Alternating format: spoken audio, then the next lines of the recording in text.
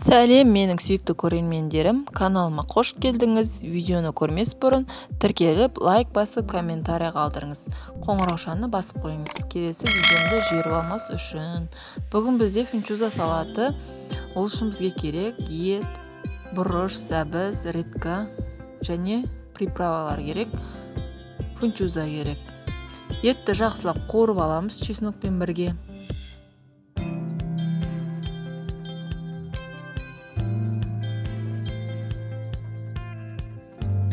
Және су қайнатамыз, оған біз фунчузаны пісіріп аламыз. 7-8 минут қайнатамыз. Кішкене тұз салып жібересіздер.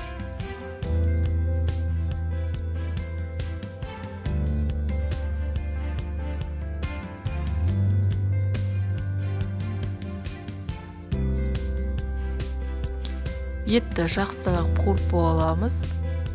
Сосын көкөністерді қосатын боламыз. Бұларды көп қуырмаймыз, 1-2 минут қана қуыратын боламыз.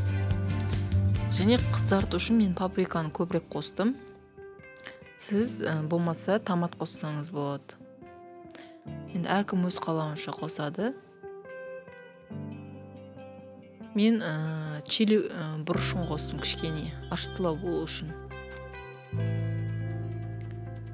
Жақсылап араластырып, астын өшіріп қоямыз. Енді біз тестамызды сүзіп алып, салқын суда шайқап аламыз.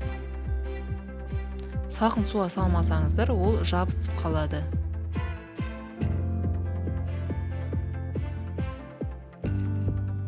Өстіп араластырып, дәмін, тұзын көріп аламыз да,